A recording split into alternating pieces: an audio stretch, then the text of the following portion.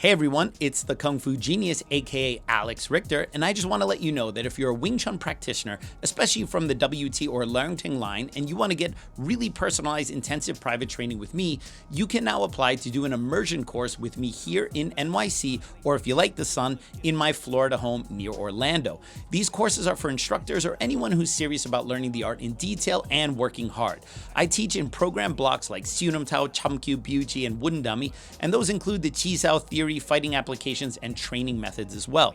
If you're really serious about learning Wing Chun, check out the link in the description below to find out about applying for a spot. And while you're here, don't forget to subscribe to the Kung Fu Genius on YouTube, like this video, and share it on your social media platforms. And with that, let's get started. All right, peeps. On today's episode of the Kung Fu Genius, the genius will be answering all sorts of hot nonsense from YouTube. Lots of gems, lots of William Cheung in Kansas, lots of, that Yip Man quote is from Dragon, the Bruce Lee story, right? Let's get to it. He is unstoppable, unbeatable, unbelievable. He's Alex Richter, the Kung Fu Genius. And every day, I practice martial arts. Watch out! Word is, I'm a Kung Fu Genius. Practiced all day like a genius.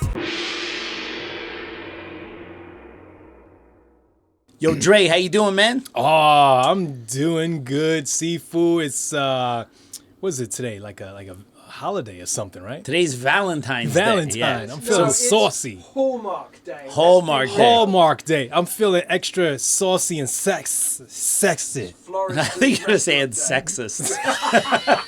I'm feeling so sexist right now. Yeah. Excellent. So here we are. We had our crazy Jean LaBelle episode last week. Yeah. So now we're back to that was technically still an AMA, but I ended up talking about the Judo Jean stuff for close to an hour. Okay. So let's give people what they're here for, which is really the hot nonsense from YouTube. Hot nonsense. Let's start it off. We're going right into it. Let's go. Okay. So, Wolf, 3001. Because 3,000 other wolves were already taken. Already taken. Always. Usually the case with me, too, When I got into Wing Chun and started reading all the stuff about Leung Ting and William Cheung. Oh, no. Here we go. Oh, yeah. 1986 called and wants its talking point back. It got me interested in seeing what other Wing Chun systems were doing. Coming from a William Cheung school, I heard a lot of shit talking about modified Wing Chun. Oh. Okay? A lot of it. I always thought it was obvious who was teaching modified Wing Chun, but I kept my mouth shut. It's always seemed to me that there is a lot of issues with Yip Man students. These videos have been a big help. There is a lot of stuff I don't think many people know about or know because we don't have access to these circles. My Sifu had to go to Australia to learn, and I trained on like 2, maybe 3 occasions with William Cheung in Kansas. Oh, in Kansas? In Kansas. All right. I was just thinking, KFG, have you seen Cheung's book on my life with Wing Chun? In his book, he has some letters from Bruce Lee. If I remember correctly, I'm going to have to look again, but I'm wondering if these are authentic letters. I have heard... Whoa. I'm still going. I'm taking notes already. I have heard that supposedly Bruce Lee thought highly of William Cheung, but I'm wondering if this is really true. Okay. Well, there's a lot to unpack there. Not really that much. Yeah, he said a lot of stuff, but there's a lot of things that he kind of, I think, wants me to talk about. This is the problem with Wing Chun in general. There are a couple long-standing feuds, I suppose, within the Wing Chun world. One with my former teacher, Leung Ting, and in the aforementioned William Cheung, and as well. It's not the only feud within the Wing Chun world, but it's probably one of the most publicized because all things kind of came to a head with Imin Bostepe back in 1986, I think, in September 86. And so people still talk about this stuff. Now, as someone who's been doing Wing Chun for a very long time. Okay, I've been through all of these discussions, and I've read all this stuff. And in the early days of the internet, when people were relitigating this stuff, I remember a couple episodes ago, someone asked if I had Bruce Lee fatigue. I have fatigue on this whole William Cheung, Leung Ting thing, and all this kind of stuff because I don't spend a whole lot of time thinking about William Cheung, and that's not a that's not a. Why not? Well, I'm not saying that as a diss to him. No, you know why? Because I already did already. I've gone through all those mental exercises. I've read his books. I watched his videos. I've met with people who've trained with him, and I've kind of I gave his story a fair shot, and and I have a lot of friends in the William Cheung lineage, right? But it's just not for me. That style of Wing Chun doesn't get me excited in the morning. Let's put it to you that way, and that's fine. All right, but I also, in terms of like the history and the politics, I've been kind of done with that for the greater part of 20 years. Like I don't care. All right, so it's just so funny because people keep asking me about something that I stopped giving a shit about 20 years ago.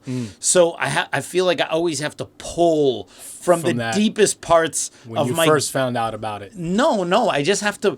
No, it's like I have to go back into a file cabinet in my head that is rusty and full of cobwebs and go, what are my thoughts on this thing that I have not thought about for 20 years, right? It doesn't like, it's not something that I'm, that I think that much about, right?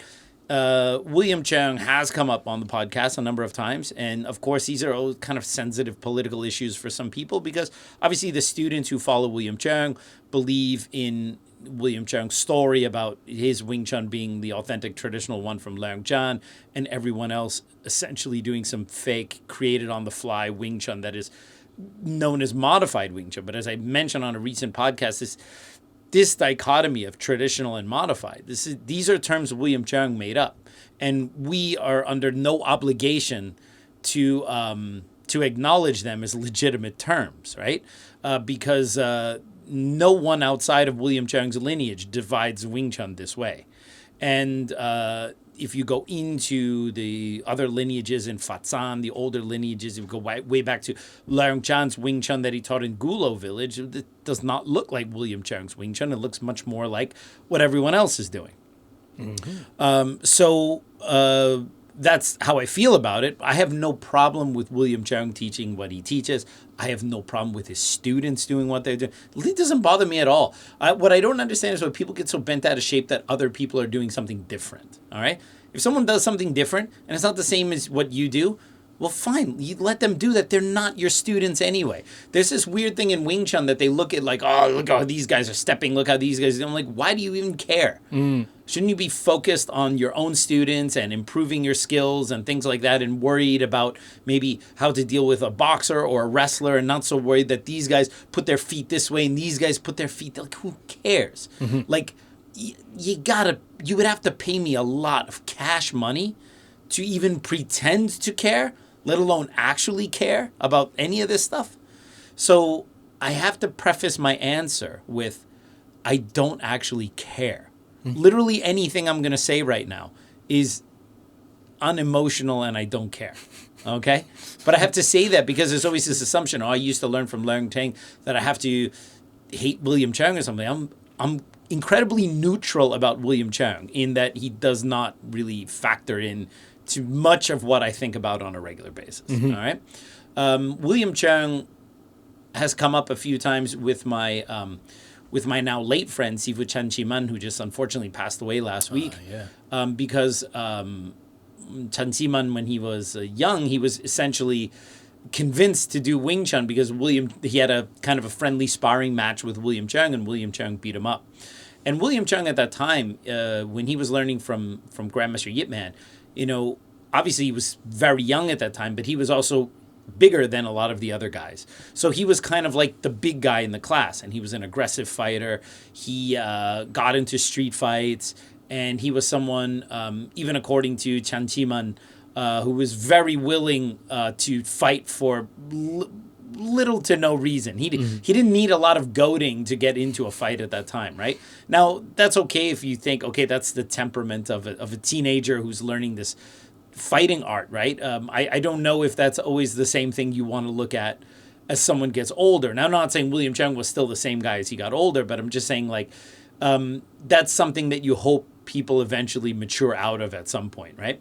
So William Cheung had an older brother who learned Wing Chun also from Grandmaster Yip Man, but a lot more low-key. And later I even talked about him that he had married the Shaw Brothers starlet Lei Kui On, who also learned some knives from Grandmaster Yip Man.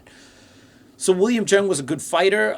Recently I read in the new book about Wong Sun Leung that was published by Wing Chun Illustrated, where they took all of Wong Sun Leung's students and they all kind of talked about, they kind of all answered the same 10, 20 questions or something like that, but from different perspectives, right? All these legit original students of Wong Sun Leung basically answered the same 10 questions or 15, however many questions, and their answers were all different, right? Which also shows you the subjective nature of learning from a Wing Chun Sifu. But one of the things that came out is that Wong Sun Leung famously went to Taiwan for a fighting contest, which he unfortunately lost, kind of on a technicality, or maybe he got kicked or whatever. That's an episode on its own I could talk about. But Wong Sun Leung ended up going by himself, and there were other people who were supposed to go with him to fight. William Cheung was one of them, and I believe Yip Man was the other one, and they ended up not coming. So I would like to know why William Cheung ended up not going, and Wong Sun Leung was basically stuck as the only one going, because there was even a newspaper article. There were 4 students of Grandmaster Yip Man who were supposed to go to Taiwan to fight, one being Wong Sun Leung, one being Yip Man, one being William Cheung, and the 4th one, I don't remember his name, unfortunately, right now. I don't know if he was that famous, but Wong Sun Leung ended up going by himself, right? So, the one time I think when they would have a chance to have an open contest, William Cheung wasn't there. Now, that's not throwing shade at him or whatever. I'm just saying that's an interesting story. I want to know, why did he end up not going? Did he not agree to the rule set or whatever? I mean, for me, if there were a few classmates and we have to go and fight in another country, I'm not going to go, you just go by yourself. So I'm curious what the story was, why he ended up not going, right? There has to be something there, right? So William Cheung's a good fighter and tough guy, whatever. He eventually moves to Australia to go to study, and he knew Bruce Lee, and Bruce Lee was very impressed with him, right? And I think, and again, I'm saying this like I literally don't care, all right? Like, this is not emotional or anything like that. But I think sometimes people put a lot of stock in Bruce Lee being very praiseworthy of him, but you have to realize this is someone he knew when he was 15, 16, 17 years old. All right? I'm sure you could go back into your mind's eye and think about who are the people that impressed the shit out of you when you were 17. All right? And if you could go in a time machine and go back and see these same people, Bruce Lee. I don't know. No, I mean people you know, like people that they were actually in your circle or whatever. Like someone in high school who's maybe a year older that you just thought was the shit, right? Yeah. If you could go back in time and look at that person, you'd be like, what? This kid, like what? Like this guy's happen? Not quite the guy that I remember him being, right? So I think there's a lot of emphasis placed on what a teenage Bruce Lee thought about another teenager, right? They did share letters. I believe those letters are absolutely legit. Bruce Lee was a prolific letter writer, as we recently found out last year. Perhaps more prolific than we thought. Bob, send more Coke, all right? But no, I mean, there's no reason to believe those letters from William Cheung are faked or anything like that. One of the letters, though, I forget which one it is, Bruce Lee did, I'm not going to say he got into it with William Cheung, but there was like a letter where he was basically saying like, I think they had a miscommunication at that time. William Cheung was in Australia, Bruce was obviously in the States, and I think Bruce was telling William Cheung about how he's starting to develop Jeet Kune Do, and then there was some misunderstanding, and then Bruce said something like, I'm not asking your permission to do this. I have to go back and read the letter, and I may. It's been a very long time. Like I said, this is all rusty file cabinet stuff in the back, and it's dusty and it's full of cobwebs, right? So I mean, like people want to practice William Cheung Wing Chun, and that's what they like, and that's what brings them joy. And I literally don't care. All right, like it doesn't matter. I just think that, this idea that anyone has to adhere to these two terms of modified or traditional, absolutely not. These are things that only exist in the William Cheung universe, and if you're not in that universe, you're under no obligation to divide Wing Chun into these kind of things, into these two categories. Outside of that, the only one thing I think is strange is that, and this is a problem sometimes, I think, in the old days. They didn't take as many photos as they did nowadays, although Bruce Lee actually had a number of photos, is that William Cheung seems to have fabricated a photo with Bruce Lee. And Okay. I don't know why he did that. All right. Because I don't think anyone disputes William Cheung and Bruce Lee's relationship. I mean, Bruce Lee wrote about William Cheung and wrote to William Cheung and told Dan Inosanto all about William Cheung and all of the early students of Bruce Lee in Seattle, like Jesse Glover. Jesse Glover, all these guys knew about William Cheung because when Bruce came over and he was teaching them, he's telling them about these guys back in Hong Kong that were good fighters and that he was training with. And it was Wong Sun-leung and William Cheung. These were the guys that came up. So Jesse Glover in his book, Bruce Lee Between Wing Chun and Jeet Kune Do, which he self-published back in the 70s, he talks all about William Cheung and Wong Sun-leung in those books because Bruce was talking about them all the time. So I don't think that there's any dispute that Bruce and William Cheung were friends or knew each other or were training partners, or that Bruce thought he was a great fighter at some point in his life.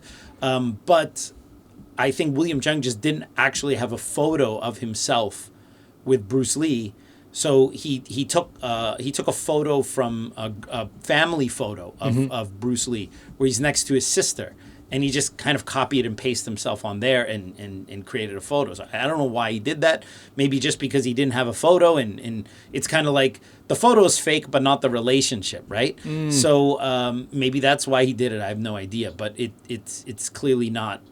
The photo's not real. I mean, I can show you the family photo it comes from. You can even see. I can even show you the copy that it comes from because it has the same discoloration and the same point. So it's like he took a physical photo and did it. So, but Leung Tang also has some questionable photos in his portfolio as well. Okay. So I guess it's just a thing. So anyway, that's all I gotta say about that. That's all I gotta say about that. Well, that was a short episode. That's all I gotta say about that topic. That topic. All right. Oh, okay, no. I hope I don't keep. Hot topics. I hope I don't keep getting questions about that because I really don't care. All right. I think Mel Regulario All right. has a has a question. Okay. There's a YouTube video of Leung Tang Oh no. on CGTV. CCTV. Or CGTV? CGTV. Oh, I was gonna say CCTV, like close Yeah. closed caption. circuit. Closed circuit, right. like a security cam footage. All right. And in this video, calling him the Wing Chun King. Uh-huh. So there's a good possibility I'm going to be one of the last students to learn from Sigong Wai Hong. Maybe when I complete my training, I should call myself Tiger King. Because it's tiger style, that's why. Anyways, have you ever discussed or had any thoughts about Master Wong? Well, that was all over the place. What was that? That escalated quickly. That was weird. Right, yeah. Let me see. Well, first of all, I mean, I know the video he's talking about is what in mainland China was a video with Sifu Leung Tang. And they called him the Wing Chun King. But again, that's the media outlet calls him that, all right? It's the same thing like the successor event back in the 70s. Leung Tang said he was the head of the whole Wing Chun style. No. The newspaper put that in the title of the headline, right? The newspaper that was actually against Leung Tang put that in the headline, right? He never called himself that. So it's the same thing like, he called himself the king of Wing Chun. No, man. This company did a report on him, and that's the title that they gave it, right? They use hyperbole in these kind of things, right? But again, Leung Tang, and again, it's not easy to defend him because he doesn't do a good job sometimes, but sometimes it's like, come on, dude, take it easy. That's where that saying comes from. Don't believe the hype. Yes. Don't believe the hyperbole. Don't believe the hyperbole. That's what it's short for. Yes. But anyway, well, congrats if you're actually going to be the last private student of of Sifu Wai Hong. He's kind of... Who's Wai Hong? Wai Hong is one of the OGs of martial arts here in New York City. Okay. So he teaches the Black Tiger style, and a few of the very famous Sifus in New York come from him. Sifu Paul Ko, who teaches at Bo Law, that's the name of his association, who's a fantastic martial artist. He's from that line, and his Sifu... Tat Wah Eng is one of Wai Hong's students. So, I mean, Wai Hong is kind of like a bit of a godfather of Chinatown, one of the original guys to start teaching martial arts back in the day. He's kind of one of the pillars of Chinese Kung Fu in New York City. Also, very interesting story concerning my man Tang Sang. So at one point when Tang Sang knew that the police in Hong Kong were probably going to start investigating him for his former life as a police detective, he was looking around for places to move to get out of Dodge, to get out of Hong Kong. And one of the places that Tang Sang came to was New York City.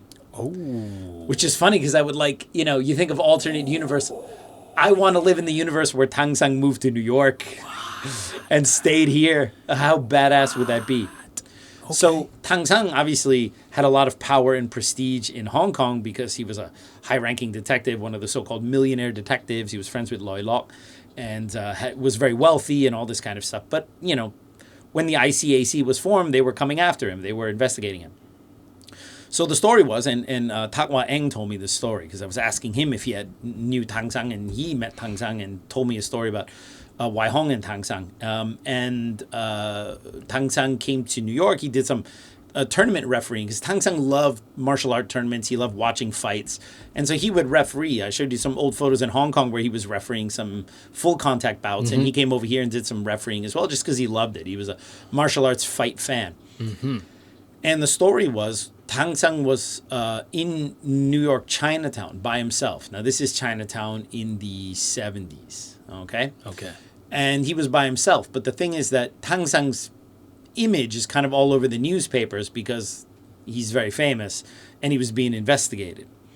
And apparently he walks into a restaurant in Chinatown and some local kind of New York level Chinese gangsters see him.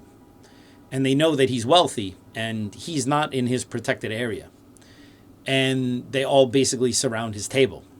And they're like, what? You're not leaving unless you give us some money. Because one, they know, man, I got all the stories, man. because Tang Sang's got all the money. Yeah. They know he's got money, and he's not in an area where he's protected. It's like his Hong Kong street cred is not worth anything in New York Chinatown in the 70s. And so, or at least I assume it's the 70s. It's possible this also could have happened later in the 80s. Maybe after well, the thing is that Tang Sang fled to Taiwan, I believe, at the beginning of 1977. So I only say New York because I assume he tried out New York before he settled on Taiwan. But I could actually be totally wrong on that. He might have just gone to Taiwan right away and then later decided maybe I'll go to New York afterwards. So this could also be in the 80s. I have to double check my notes. All right. So 70s, 80s. For most of our listeners, a long-ass time ago, all right? And as he was about to be basically shaken down by these, Wai Hong walks in. And everyone in New York respects Wai Hong because he's like an OG. And Wai Hong comes in and tells those guys, like, hey, leave him alone. And they leave, all right? So that gives you an idea about who Wai Hong is, all right? What? Yeah, this is no joke, all right? What? So, so to be one of the last private students of Wai Hong is huge, all right? And that's really great, yeah. But I don't know if you want to call yourself the Tiger King. As for Master Wong, I don't have any comment on him. He's a clown. All right, let's go. No, that's a comment. Yeah, I was going to say, that's a comment, though. Was it? It's one comment. That was a parting jab. That's like when you throw someone down a well, then you throw a rock. What it is, it's just, no comment. He's a clown. He's a clown. He's just a clown. But you know what? He knows how to monetize himself. He knows how to be big on YouTube. He's doing all the things you got to do to be that guy or whatever. But, I mean, no serious Wing Chun people are going like, what's Master Wong's take on Pak Sao? Like, no one cares. Like, he's just an entertainer. Master Wong is precisely why I won't move back to the UK. Yes. Oh, he's from the UK. He's from your block. He's in my hood. All He's from your right, hood. let's move it along. Oh, all right, let's not man. spend so much I wanna time talk talking about about this Master guy. No, Wong. let's No? not spend any time talking about it. He has enough press. Let's dive. All right. All right. All right. Next up, we got C.T. Leffler. C.T. Leffler in the house. Okay. Love the show, Seagung. Awesome. Oh, there's a student, grand student. All right. Call me Grandpap, so I feel old now. Grandpappy. Granddaddy. Granddaddy. Granddaddy. All right. When a new student comes to your school, what mental and physical characteristics indicate to you that they will be a good WT practitioner? Can you tell when Dre was a... No, I'm just... Can you tell from the first lesson if they will be successful? No, you can't. All right. And the problem is that when it comes to these kind of ideas, like, okay, what characteristics does someone have that's going to be a high achiever in your school or in Wing Chun? It's kind of confirmation bias because you kind of look at the things that you think are the right things, and then you find the students who have that and you go, see, they have it. Maybe ignoring the fact that some of your senior students are a little bit different and not quite like that. The problem is that in the early days of my, or I shouldn't say the problem, I said the observation is in the early days of my school, I thought I knew that. Yeah. That if someone came in, they had a certain attitude, a certain way of doing things, they were going to do well. Because I only had a few students at that time. And so my pool of experience was very small. Now, some 20 years later, if you ask me 15 years ago, I'd be like, all right, if a student is like this, this, and this, they will achieve. If you ask me now, I go, I don't know. Yeah. I don't know. Because I've been surprised more times than I can tell you. All right. I've had students come in for an intro lesson, and it looks like they're absolutely hating it. They're like, they have 2 left feet, and it's like, why am I even here? They end up joining and end up being really, really super into it. And it's still here. Yeah, and still here. Yeah. And you have people who are like super enthusiastic during the intro, and like they don't even join. Okay? So first of all, you already have that, where it's like our gauge on this kind of stuff is off. All right? Because you really don't know. Obviously, there has to be some kind of intersection of some basic physical talent. All right? Like, so someone who is completely uncoordinated can still get good, but they have to have a way, way, way stronger work ethic to make up for that gap. I would say if you put a gun to my head and you force me to answer this question with a solid answer, I would say it's people who are average talent, but slightly above average work ethic, slightly above to exceeding like very high work ethic, right? Because it's really the work ethic and the sweat equity you put in that determines whether you're going to achieve. It's not really the physical talent. Although I would say that if someone is average talent in terms of coordination, they have a better chance, right? I will tell you one thing. The students I've been most disappointed in have been the most talented. Because sometimes people come into your school and you show them something and they can do it right away. They pick it up right away. And stuff that you go back to your mind's eye and you go, man, it took me much longer to figure this thing out than it took this student, right? Yeah. And you just go, wow, where would I be now if I had this student's level of talent? But unfortunately, that student often doesn't stick around. And I don't know if it's because they're so uber talented that they get bored because everything is so easy for them. Or they simply, because they're talented, they haven't had to develop that drive and work ethic to do it. If you're not really understanding how to do a Wing Chun punch well, you have to have that drive to stand in front of a wall bag and just drill out reps and get that timing down with the elbow and the bottom 3 knuckles and listen to how that sounds and how do you connect and how do you feel and practice and do it again and again. Like to be slightly obsessed about everything you do. You see your form in the mirror and you go, there's something a little bit wrong, and you look at the way your teacher does it and you try to copy it and you're constantly putting in this extra work to make things better. The student that has that kind of mind will usually do well. The student that thinks they've done the Unum Tau form once and they got it already, probably not. And the most talented students who have no work ethic will always disappoint you. people ask me like, oh, what, if someone's not very coordinated or whatever, does it bother you, right? And I go, no, as long as they try hard, I'm happy. The students that have broken my heart have been the most talented who had no work ethic. Because I look at them and, maybe they're not only talented, but maybe physically they have attributes, right? They have a good body, they're athletic, they can move well, they're flexible, right? They're obviously smart. They have physical intelligence, they have emotional intelligence. And you look at them and you go like, well, what a specimen. You sometimes go like, wow, how much better I would be at Wing Chun if I had that person's attributes, right? And they're always lazy and they always break your heart. Because it comes so easy. Because it comes so easy and they just don't have that extra drive to put it in there. Yeah, we see youth is wasted on the young in 20 years' time when they don't have those attributes and they look back and they're going to be like, oh, well, I was able to do that. It's like, but you can't do it anymore because you were Are they always 15. young? No, but it doesn't matter. It's just, it's always the same thing. Ultimately, martial arts, not just Chinese kung fu, but it is a matter, to be good at it is a matter of kung fu, your achievement through time and effort, right? And without that, you can't shortchange it. You got to put in the time. And if you're talented and you put in the time, I mean, that's like where you look at the intersection of a high level talent and work ethic is where you see people like Michael Jordan, Michael Jackson, where you see that intersection. All right, that is when you see something. Michael really Tyson. phenomenal. Michael Tyson. Yeah. Oh my God, Yeah. he just called him Michael Tyson. Well, that's his name. Though. That just sounds- Michael Gerard. All Michael right. Tyson. All right, Tyson? Okay. Enticing. all right. Let's go for the next one. He's so enticing on Valentine's Day. I'm looking behind me. Oh, shit. All right, next question. All right. Next up, we got Louis Cruz. All right. Sifu Richter. If you had the opportunity to speak with Linda Lee and could ask her anything, what would you ask her? Can I only ask her one thing? This is one thing, man. Anything. Anything, though.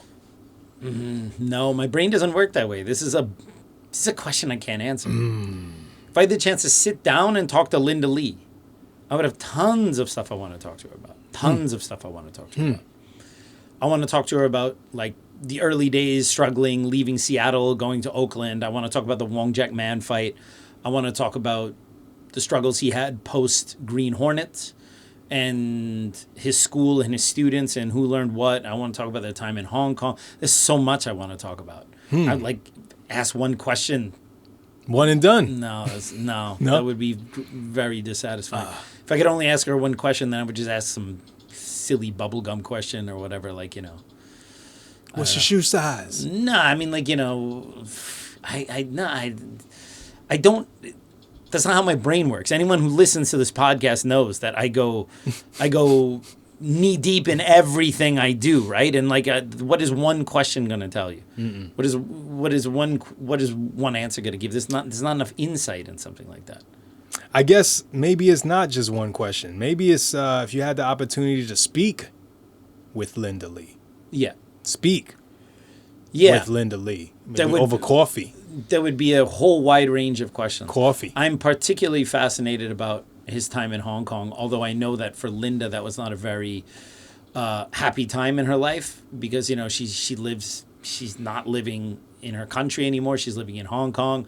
Bruce is becoming a big star. He's got to work a lot. I know that wasn't a happy time for her, but I have a lot of questions just about things that went on during that time and things that he did, and not the salacious stuff. Like I want to know things about like his training schedule when he was shooting things, all sorts of stuff like that. But I mean, she's there. She knows all this stuff. I would ask her about certain personalities in Bruce Lee's life, maybe people who later went on to claim certain things or whatever. I would ask her what Fook Young's real relationship with Bruce Lee was beyond the hyperbole of him teaching him all this stuff or whatever, like what was really going Don't on. believe the hype. Yeah, so, man, deep conversations. This is all I want. I don't want nothing superficial.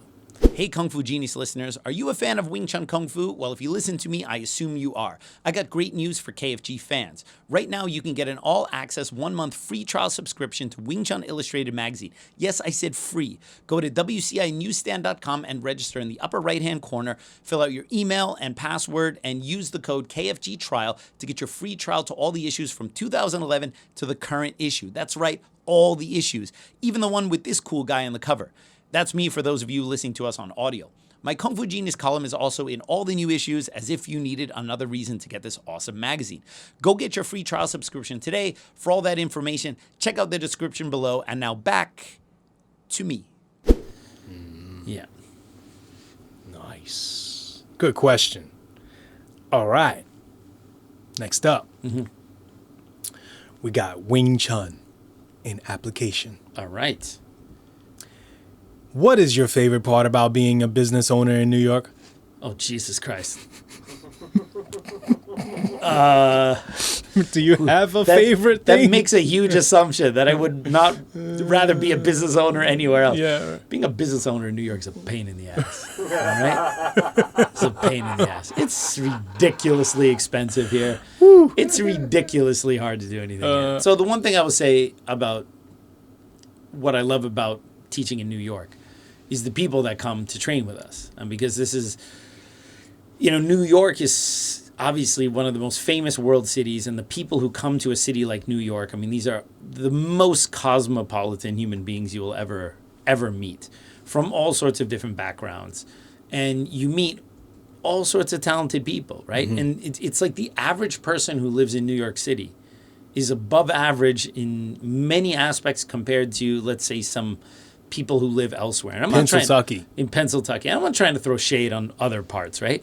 But like, if you talk to like an average dude who lives in New York, all right, who's 24 years old, who grew up here, that dude has got stories.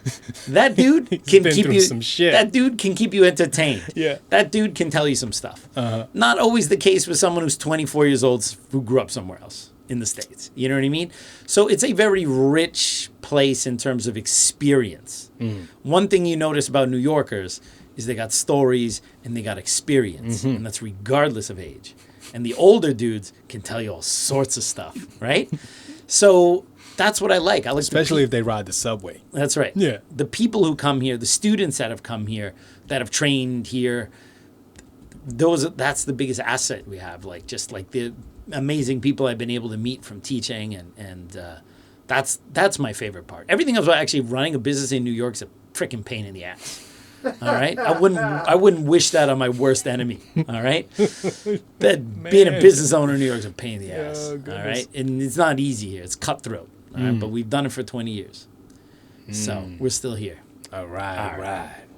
Man, we breezing right through. I'm almost out of questions. Oh, jeez. We breezing through. Oh, no. This is rare. All right.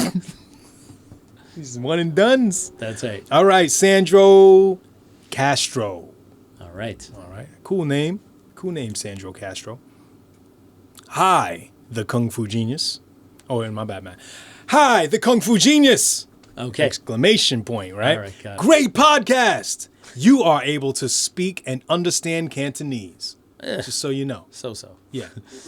Does it make a great impact on your understanding of Wing Chun? WCHUN and WTSUN. Also, can you share some good reads about the Kun Cutes? Kun Cutes? With K's, spelled with K's. Kun Cutes. Yeah, cute. Shout out to the other members of the KFG podcast. Yo. Yeah. Talk about Andrew.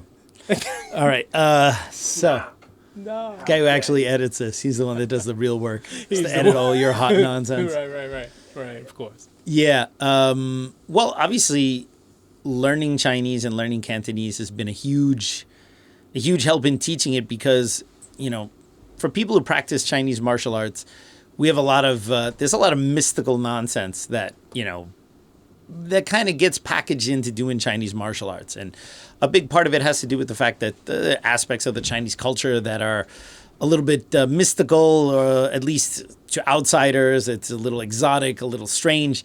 And so learning the language is one of the first things you can do to demystify a lot of that nonsense, because it's not really that mystical. Unfortunately, Chinese martial arts in the Western world is kind of mired by lots of snake oil salesmen trying to sell shit to Westerners who just don't know any better, right? Yeah. And so they will go like, like making up forms and making up names and making up all this kind of stuff. And like you tell it to some Chinese person sells this thing to a non-Chinese person, they're going to eat it up right away. And so Chinese martial arts, unfortunately, has suffered at the hands of a lot of people who are kind of selling stuff. And so learning Chinese has been a great way to kind of cut through that. When I started learning Cantonese, obviously the first words that I was most concerned about learning were all the martial arts stuff, the terminology, the names, the sayings, all that kind of stuff. And one thing that's interesting when you start learning what those Chinese words actually mean is that it's not mystical at all, especially the Wing Chun sayings, which are actually called some fat. Some is heart, fat is like method. Those are the mottos. The kun kut are actually just the chops. Like Sifu Moy, the late Sifu Moy Yat took the traditional Wing Chun sayings and he put them on, I believe, either stone or wood, and he made these carvings. Those carvings are what are known as kun kut. Kut, like the actual engravings. But that doesn't mean sayings. It's literally the chops, the blocks that he put them on, right? The sayings are actually called samfat, which is like the heart methods or the main points. And when you start learning those and what those Chinese words actually mean, you realize that many of them are nothing more than like what a boxing coach might tell their student, right, or might tell their trainee. But because it's in Chinese, it sounds a lot more mystical, or it sounds a lot more formal or something like that. So when you start learning these things, you realize these are basically just instructions from our ancestors telling us to fight a certain way, to keep a certain attitude, to do this with your elbow, to do this when someone attacks you in this certain way. And that they're actually very common sense sayings. So by learning Chinese, you realize that it's really nothing mystical about any of this stuff. It's just hard work and practice. Oh, okay, cool. All right. No, that makes perfect sense. Right. Okay, right. Yeah. Right. Okay, so got another one. Okay. All right, yeah. K. Schmidt. Sounds very European. Yes. But there's different types of European. There's like the Germans, and then there's like that accent you're making up right now. There's like that type. Yeah, I'm not European. Yeah. I don't know what you're trying to say there. Yeah. Yeah. Uh-huh. Yeah, I'm born and bred here, mate. You right. can hear it. I can hear you. Yeah. Uh-huh. Yeah. All right, You're anyway. from downtown New York. Oh, so far downtown. Yes. Yeah, anyway, so what is, in your opinion, Four Corners Wing Chun? Did Lung Ting teach that? No, I don't really know anything about Four Corners Wing Chun. I mean, is that a style of Wing Chun? Is that a Wing Chun theory? There are some Wing Chun people that teach something called the Four Gate theory, which is kind of zone defense. Obviously, if you look at some of Bruce Lee's notes, he's got the kind of the four, the quadrants and defending the different quadrants and stuff. So are we talking about the four corners in front of our body for zone defense? I do know that there was a so-called four directions Siunam Tao that was taught by some lineage in Fatzan, because Sifu Leung Ting told me about this. And man, this was totally crazy. He went to Fatzan, the town that Yip Man is from, and where Wing Chun kind of became famous. And the guys in Fatzan were very funny. The Wing Chun guys, and this is like back in the 80s, because obviously a lot of the Wing Chun guys in Fatzan, many of them obviously come from thoroughbred lineages because Wing Chun is from Fatzan. So you have the Leung Chan guys and the Chan Ma Chun guys there. But then Yip Man, which is like one guy who learned there, goes to Hong Kong and then becomes uber famous. So even though you obviously have a lot of very credentialed Wing Chun people in Fatzan, I also think you got a lot of sour grapes Wing Chun people in Fatzan who are kind of like, how come that one Yip Man guy got to be famous? Because we're really the ones that have this, right? So in the 80s, I know there was like a delegation of Yip Man students who came from Hong Kong to Fatsan to go back to their roots and visit Fatsan. And so some of the local Wing Chun guys there, I feel that they had some of them, not all of them, some of them had a little bit of a chip on their shoulder, like, oh, well, you Hong Kong guys don't know this, and you Hong Kong guys don't know that. And so they would just make up kind of arbitrary things to show, like, see, Yip Man never showed you the secret wooden fist form, and that's the, that's the thing you really need to make your Wing Chun complete or whatever, right? That's what's missing, bro. So that's what's missing. Yeah, you know the reason why you can't fight well is because you're missing a form. It's because you're Hong Kong. Yeah. You're missing you're missing pantomiming movements in the air is the reason why you're not able to fight better. Okay, so. There was one Wing Chun Sifu there. I don't remember what lineage. I remember Sifu Leung Ting told me the story because he like it was so funny and it happened so long ago. You know a story is good when it happened a real long time ago, and when you tell it, you just start cracking up again, like you're there. He was cracking up when he told me this story, okay. So I can only imagine that when it happened, it must have just been crazy, right? Yeah.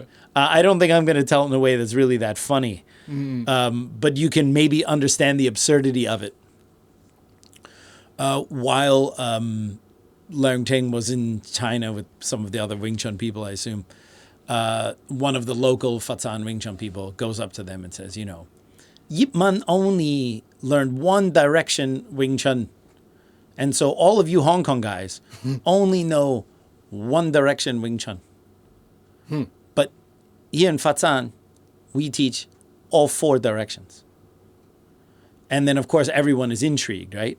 Which at first you're kind of like, 4 direction. I mean, like, look, Wing Chun, you put your hands up.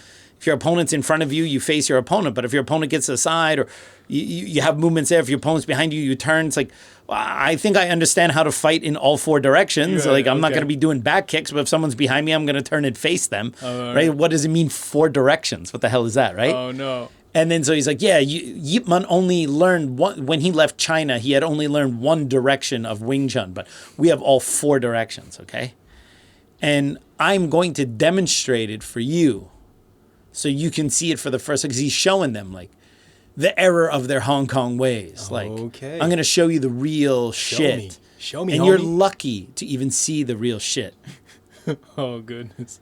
And this Sifu, all right? Hey, when Sifu Leung Ting told me the story, you could just see he just starts smiling. The guy he sets the stance. And he goes, I'm going to show you the 4 directions Siunum Tao form. He sets the stance, proceeds to do the Siunum Tao form, and finishes. Mm-hmm.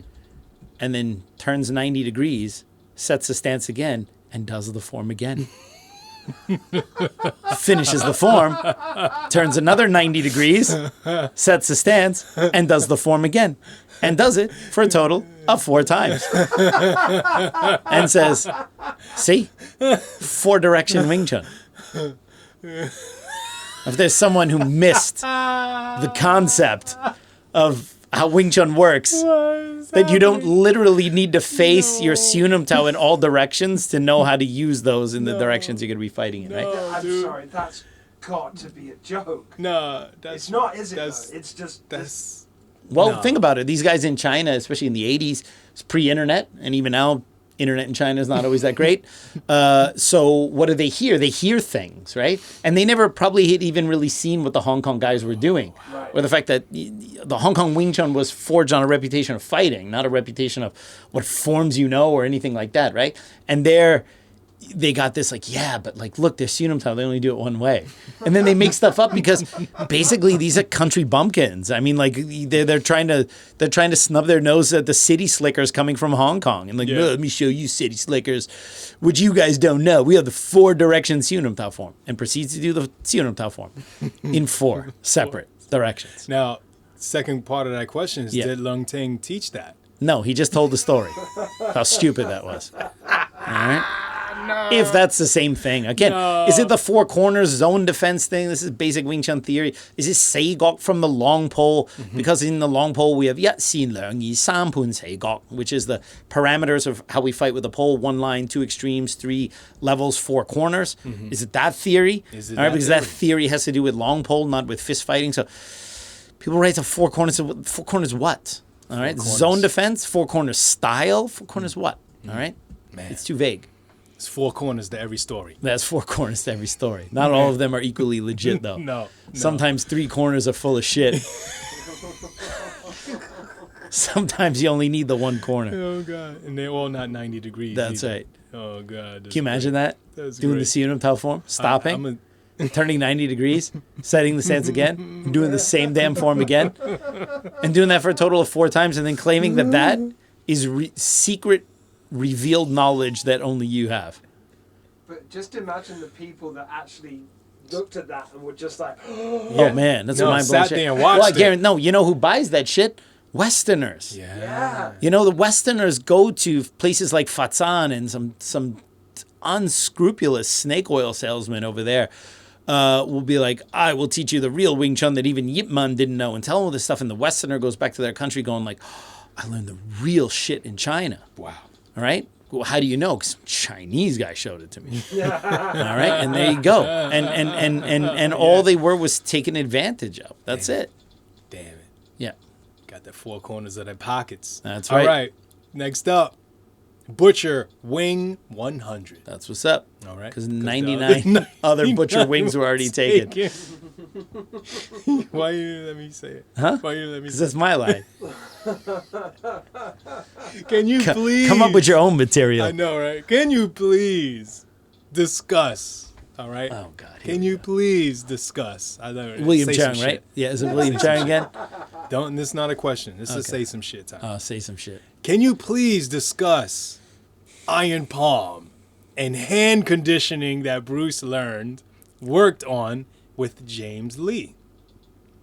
How did it increase his power, and is it now overlooked, as I don't think he ever spoke about it openly, but his power clearly benefited from it. Mm-hmm. Thanks in advance. Well, the thing is, we don't really know. All right. So James Yim Lee, who became one of Bruce Lee's, probably the first student of Bruce Lee in Oakland. And I think Bruce even lived with him for a little bit. Wrote that book with him? He wrote that book with him later. But before Bruce met James Yim Lee, I think James Yim Lee already wrote a book about, I think it was about iron palm conditioning, which really means breaking shit. Okay. Yeah. So and again, this is one of those topics like death touch and iron palm and qigong and stuff like that. That the moment I say anything about it, there's going to be 100 iron palm experts who are going to come and be like, well, no, actually iron palm is this, or actually iron palm is that. And the problem is none of them can agree with each other. So actually it doesn't really matter. The broad strokes of iron palm, all right, is, that sounds like the strokes of iron palm. All right. Take that out of context. The broad strokes. Is basically you train and you condition your hand to the point where you can smash hard objects with it. All right. So, perhaps one of the most famous treatises on iron palm is the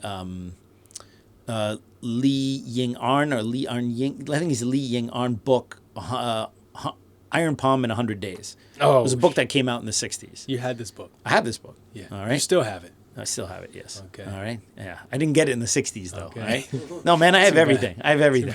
I'm such a nerd when it comes to books, right? And that book, obviously, some Iron Palm masters are going to say, well, it takes obviously much longer to get to Iron Palm than 100 days. But it's essentially the preliminary training. And basically what you do is you use a kind of like a small wall bag, a little canvas bag. And then as your hand conditioning improves, you know, you start off with something softer in there like rice and then sand and then beans. And then eventually, you know, you have BBs in there. And then eventually you have razor blades and bullets and grenades and the hopes and souls of small children and stuff. You have all sorts of stuff in there until you can smash whatever, right? And it's basically a sequence of hand conditioning, right? So for example, usually you put it on a small table that's similar to a pedestal, so it's got a slight angle, and you raise your hand and you let gravity kind of drop your hand, so your hand is smashing into this target.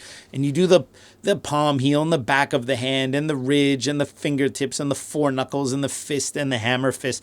And it's usually like a series of about 8 moves or so, and you just repeat it like a psychopath. Boom, boom, boom, boom, boom, right? And you just keep doing it, bam, bam, bam, and you keep hitting it. Okay. And as your conditioning improves, you add more power, you increase the hardness of what's ever in the bag. And of course, you have to use lots of tita chao to make sure that your hands are not getting too inflamed and keep the skin and everything strong. And as you are developing this conditioning, you are also increasing your striking power, which is the theory. And your hand is able to hit things that are very hard. All right. There are some schools of martial arts that believe only in training the iron palm on your dominant hand. I think actually back to Wai Hong and Tak Wah Eng, I think the iron palm that they teach is only on your dominant hand, but other people do it on both hands.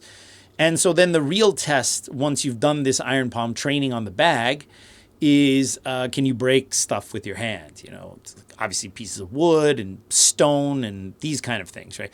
Bricks and things like that. And so it's essentially a training routine to develop really hard hands for smashing stuff. And James Yim Lee was big into smashing stuff. He was a big into iron palm, and he would smash shit all the time, right? And so the story was that when Bruce was in Oakland, James Yim Lee showed him some of this stuff, all right? But I think that, again, I think people always overstate how much things influence another martial artist. Like, as if Bruce's number one takeaway as if the iron palm training, that was the thing that made Bruce have a powerful punch. Oh. And Bruce just seemed to me as someone who kind of he'll see something and he wants to learn it. Like he'll obsess about something, he'll figure it out, and then he'll move on. If you look at Bruce Lee's hands, he went through periods where his knuckles were really almost deformed, like he had barnacles on them. But it was always the bottom 3 knuckles from Wing Chun. And sometimes he wouldn't do, his hands wouldn't look like that at all. So you would look, it was kind of like ups and downs, right? Right. But if you looked at his hands, he didn't look like he had the hands of someone who trained iron palm. His bottom 3 knuckles would be chewed up and barnacle-like on occasion if he was doing a lot of wall bag. But in general, if you looked at Bruce Lee's hands, he didn't look like he had iron. People who really train iron palm usually have kind of fat, thick palms. And then because basically their hands are kind of inflamed all the time because you're beating the shit out of your hands. So you have inflammation in your hands. All right. So you have kind of knobby looking hands. All right. So Bruce did not look like he had those kind of hands. So I don't think, it's like people saying Judo Jean LaBelle taught Bruce all this judo, and yet somehow Bruce was not really focusing on that stuff in his Jeet Kune Do training. So it's like, why is he learning all this shit and not using it? Oh, Bruce learned all this iron palm stuff from James Yim Lee and still didn't make it part of his Jeet Kune Do curriculum. Okay. So for me, it's always I think if Bruce really felt that something had a lot of worth, it somehow made it into the Jeet Kune Do curriculum, although there are people who are going to say, well, Bruce was only using his students as training dummies and wasn't really caring about teaching them anything. I mean, of course, look, you can spin this stuff any way you want, but I don't think that Bruce's so-called iron palm training with James Yim Lee was something that after he had figured it out, was something that he put it in that old storage bin in the back where I have my William Cheung stories, right? At some point, it's okay, I've done that. Cobwebs. It's like I talked about the rattan rings, those stupid rattan rings, right? I bought the Randy Williams video and showed myself how to use it, and there I was in front of the mirror flipping and doing kwansaos and gansaos and cow pecks and looking like a pro, and then I was like, all right, well, I'm done with this thing, right? Okay. Novelty. If I had taken a photo of me with that rattan ring, and let's say I croak now, and 10 years from now, this photo comes out to be like, so what kind of influence did the rattan ring have on Sifu Richter's teaching career? Because here, he's clearly training with a rattan ring. He's clearly... You see what I mean? So clearly a master of it. Well, I mean, but that's the problem. There's a photo of me using it. Let's say there was a photo because I used it at one time. After that, I thought it was the least important thing I had ever spent any time on in my martial arts career. Put it on the shelf where it's been collecting dust ever since. But then 50 years from now, someone unearths a photo and they're like doing a podcast on, let's talk about the influence of the rattan ring on Sivu Richter's teaching career. All right. And I have a feeling that so much Bruce Lee shit is like that. All right. Man. Someone, a karate guy showed Bruce Lee some kind of kick or something that Bruce liked. And then Bruce like tried it a couple times and got into it and knew it. And all right, fine. Boom. That's in his toolkit. He goes on to the next thing. And then we're going to relitigate that one karate kick that he saw that he liked is now the most important thing that Bruce Lee ever did. All right. When you look at Bruce's training, he seemed to hit a lot of heavy bags. And he did some hand conditioning stuff with his fingers and hitting the wall bag and stuff like that. But for the most part, he was wearing bag gloves and hitting a heavy bag. So he didn't take excessive amounts of pictures of him doing that kind of iron palm stuff. A couple photos where he's like sticking his finger in the sand or something like that or whatever. So he did some of that stuff. But I don't think you would say like the secret to Bruce Lee's explosiveness or to his ability to punch people, you know, in the inch punch, very close range and hit them with a lot of power was because of his iron palm. Because of some iron palm training he did in the early 60s with James M. Lee. That was the whole thing. Yeah. All right? Like people who want to pretend that Fook Yeung was the guy who really taught Bruce Lee everything, right? I think people highly overstate the influence that someone has on someone else, especially if that person had only knew them for a short time. Wow. Yep. All right. What else we got? We got Anton Rasha. Nice. Okay. Kung Fu Genius. What do you think about the movie Dragon, the Bruce Lee Story? Oh, Jesus. We've talked about this a couple times on this podcast. Couple times. All Yeah, right? when? Well, it's come up every now and again. Mm-hmm. It has. Yeah. You don't remember, of course, because you've already mashed anything I've said about it with other things. With the iron palm. You smashed it. It didn't actually come up on the podcast. It came up at that party in Hong Kong with Johnny Gill. Oh, right. Yeah, the yeah, Johnny that's Gill when it Hong came Kong up. party, Yeah, right, yeah. yeah. The one that 50 Cent showed up to. Yes. All right. Okay. Yes. Dragon, the Bruce Lee Story. Yeah, great movie. It's a great movie. Mm-hmm. If you watch it without any idea about if you don't know what the real Bruce Lee story is. Yeah. And it's a good Total popcorn novice. Yeah. It's a good popcorn movie. I mean, I remember I saw the movie in the theater when it came out in the early 90s. Yeah. And I knew a little bit about Bruce Lee because I'd read some articles and I knew some stuff about him. And I remember even reading that I knew some things were not accurate. I knew that in 93, I already knew that he hurt his back weightlifting. He didn't hurt his back, but he got kicked in the dungeon by Wong Jack Man, who had a jerry curl. All right, I knew that wasn't real, right? So, so even when I saw it in '93, I wasn't a complete Bruce Lee novice. I knew some things were in there. Even '93, I mean, I was 14, 15 years old. I recognize that it's a movie and it's supposed to be entertaining, but I actually quite liked it because I was a huge Bruce Lee fan, and they're talking about Bruce Lee. It's Bruce Lee's life. It's a great movie, right? Yeah. It's entertaining. I think it's pretty well written. And then I get older, and I learn more and more about Bruce Lee, and I learn more about Chinese culture, and I learn more about the history of Wing Chun and all this kind of stuff, and I go to Hong Kong more often. And then I go, ugh, it's another stupid Hollywood portrayal of Asian culture. Huh. You know, the Yip Man character, they didn't even have the balls to have them speak with subtitles, speak Cantonese with subtitles when they're in Hong Kong. Everyone speaks English. Everyone. Which already pisses me off. Yip Man speaks English, and Yip Man inexplicably practices with a Tai Chi sword later when he comes back to visit him, right? And so you see some of that stuff and the playing up the whole curse on his family thing and Yip Man, has that quote with about whether your life is tragedy or success or whatever. You know how many people have put that on memes as actual Yip Man quotes? Oh, that's right. Yeah, that's why on my Kung Fu Genius Instagram a few weeks ago I posted actual Yip Man quotes from his new Martial Hero magazine interviews.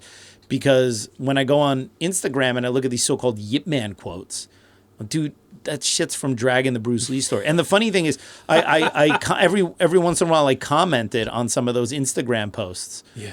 that posted that. And I go, you know that this is actually a direct quote from Dragon the Bruce Lee story. Yeah. And then they'll go like, well, how do you know? And then I'll post them like the quote. They'll go, no, how do you know that he didn't say that? And I go, because first of all, the quote that you put on your meme is the direct word for word from Dragon the Bruce Lee story. Okay, so that's already one thing that makes it kind of suspicious. Yeah. And this was written by these script writers who were not even Chinese, certainly didn't know Yip Man, which also makes it a little suspicious that they probably just made up the quote, right? And the other thing is, too, it's a total bullshit faux philosophical quote that only Americans could write. You would never say this shit in Chinese. Oh, man. So that's the other thing, too. Yip Man didn't speak English. Yeah. So already the quote not being in Chinese is already a problem. All right? So, but the funny thing is, like, people are like, no, well, how do you know? And it's like, dude, I just showed you it's a quote from the movie. Well, how do you know Yip Man didn't say it? I go, your proof is how do I know? No. You're making a claim that Yip Man said this. The burden of proof rests on the person making the claim. Okay. It's not, like, people don't they always say, well, how do you know Yip Man didn't say it? No. Homie. Listen up. Show me, homie.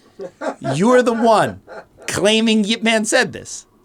The burden of proof rests on you to prove that Yip Man said Trying this. to put the burden on you. Yeah, exactly. Yeah. They shift the burden of proof. This is very, very common. People say this all the time. Well, how do you know he didn't learn from this guy secretly? How do you know he did? No. You don't get to play tennis without the net. Yeah. That's not how this works. Okay? All right? Wow. You want to prove that Yip Man said it, show me where that quote is coming from. Now, if you say one of his students said Yip Man said it, well, then even there you're not talking about a direct quote. But if you could say, Choi Sheng-tin said in this interview that Yip Man said this, you would go, okay. Okay. Like, there at least someone who knew him said that he said that. Yeah. But the only proof of this quote existing is that it's directly transcribed from Dragon the Bruce Lee story. I don't think it's an actual Yip Man quote, all right? Plus, I don't think Yip Man talked that way. You know what's funny? In the Wing Chun Athletic Association, which was Yip Man's school in Hong Kong. This is there. I showed you guys that, but I don't think we went in when we went, right? We weren't able to go upstairs. There was no one there that day, right? Well, if you go in there. Got to see the iron doors, though. Yeah, you see they have the big couplets there, all right? There were gifts from Tang, but I think Wong might have done the calligraphy, although I don't know. Maybe he didn't do it. I think Wong did the calligraphy on the Yip Man poster, like the one we have here. But I think the one at the Wing Chun Athletic Association, I don't know, it could be wrong. I know it was a gift from Tang because they're on wood. It's like engravings, right? Okay. And it says Wing Chun Tong, Wing Chun Hall, and then it has the two couplets on the side. Well, if you look in the middle, there are a list of sayings in there. And it's about conduct, how a martial artist should conduct themselves. And it says stuff like, a martial artist should abstain from sexual desires. A martial artist should abstain from these kind of thoughts and all this stuff. And it comes off very religious and very pious. You know what I mean? And there are all these lines, like, and it's very like, practice your form daily and keep your thoughts pure. It's like shit like that, right? Yeah. And I'm not saying that any of that stuff is bad or whatever, but it's like very preachy when you translate it, right? And I remember Leung Tang, one of them was like, something about like sexual desires or something like that. And I thought this thing was kind of cool because I'm like, oh, it's in the Wing Chun Athletic Association. It's like these things to be an upright martial artist or whatever. So I printed them. Yeah. In Chinese. Okay. And I put them in my school. All right? And this was in the early days of the Kung Fu Chi. This is before I knew shit, all right? Oh, no. If I'd known what any of them meant, I wouldn't have come and joined. Yeah, that's right. Oh, and no. Leung Tang came for a seminar. Yeah. And he saw that on the wall. And he said, what the shit is this? All right? And I said, oh, aren't these posted in the Wing Chun Athletic Association? Yeah. He says, yes, but it's not from Yip Man. No. Because they put that later or that was put, but he said, that's not from Yip Man. And he looks at me and he goes, Yip Man was nothing like that. I love it. And then, like, I didn't think much of it, right? And I thought, like, maybe Leung Ting is in error. Maybe that thing has been in there for a long time, and maybe Leung Ting doesn't want to believe it or something like that. Right. Although he was the chief instructor for the Wing Chun Athletic Association in the late 60s. So Leung Ting would know the shit that was on the wall at the Wing Chun Athletic Association, right? So, but he was like, what is this? He goes, that is not from Yip Man. And he goes, Yip Man is nothing like that. If you know Yip Man's character, then he will not put this shit on the wall, right? And then recently, in that Wong Sun Leung book I was reading, there's someone in there, I think it was Rusper Patel, who was one of Wong Sun Leung's students. He said something like, yeah, someone mentioned those things to Wong Sifu. And they were like, yeah, no, that's just something some people put up later.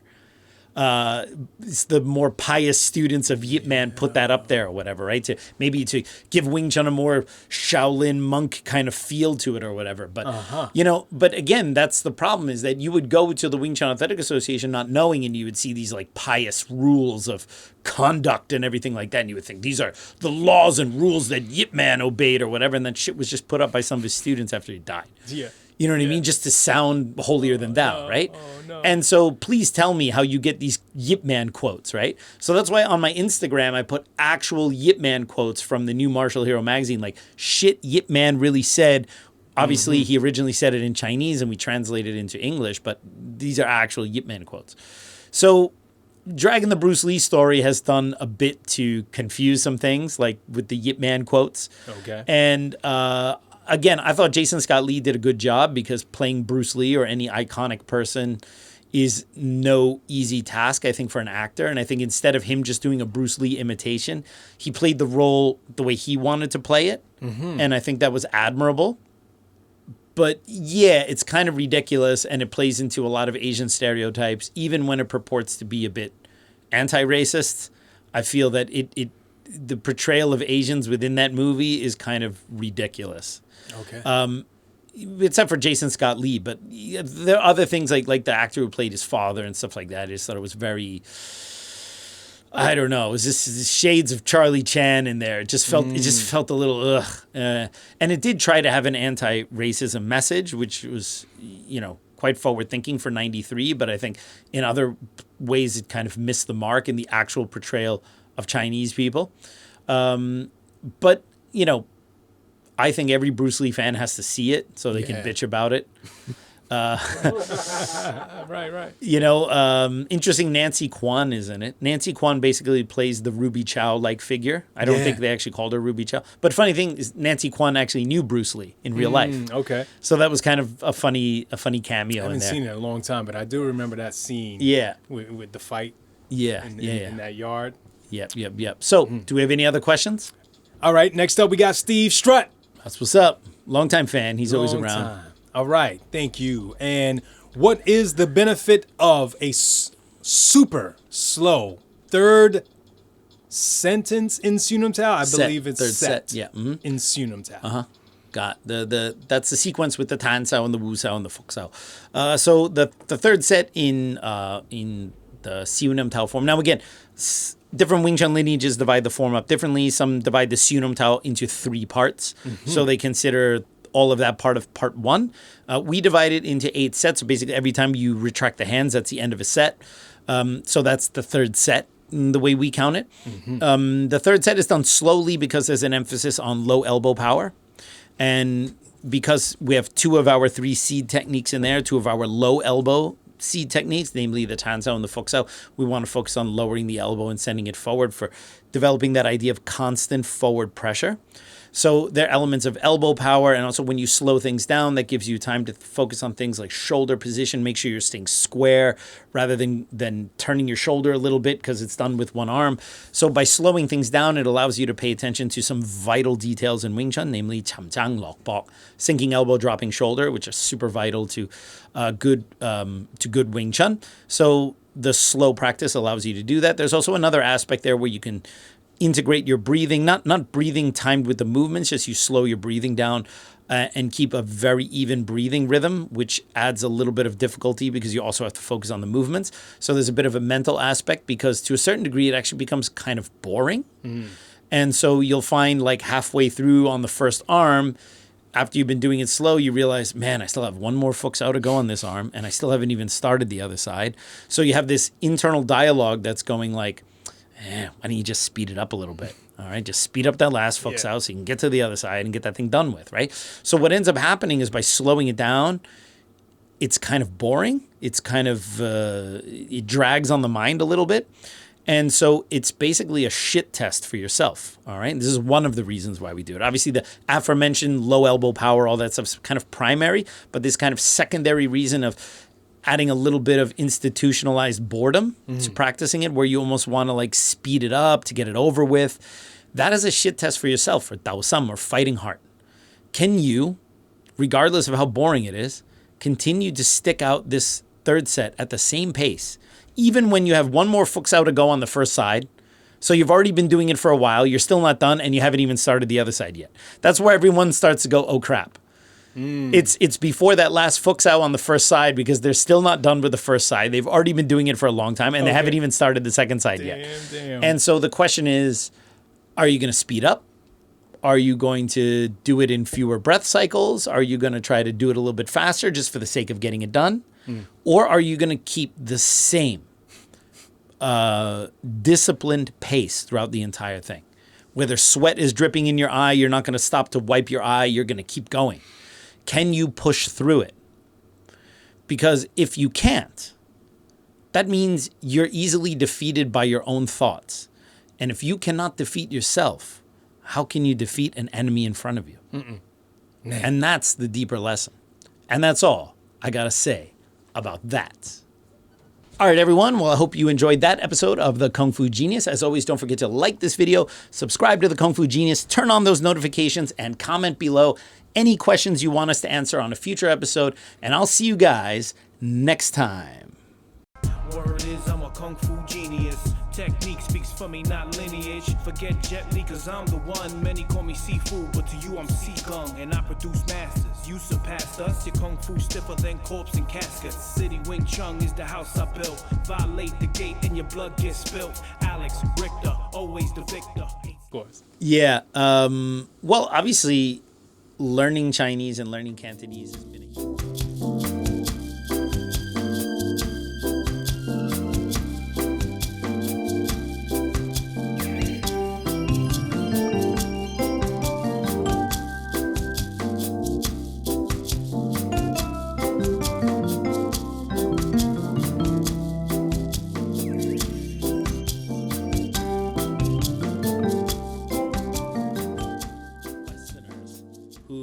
just don't know any better, right? Yeah.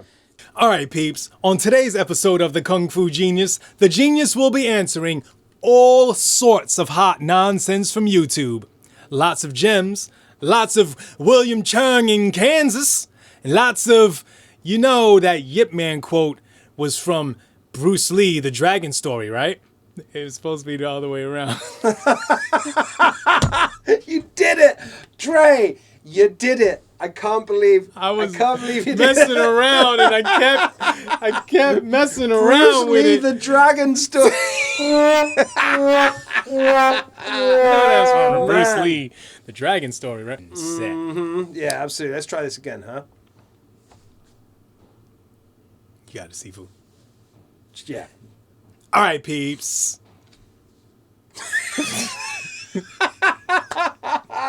Dre, Stop. I gotta teach. Stop. I've gotta teach. I don't need the googies. Sure? The giggles. I don't need the giggles right now. You're making me laugh. Stop. As you're doing so. Now you're trying to make me laugh. No, I'm not doing the same. You know what I mean? Get it together. Get it together. Gotta teach. Wow, that was amazing. That was amazing. All right, thank you, seafood. Cool. What do you think, Mikey? It was amazing.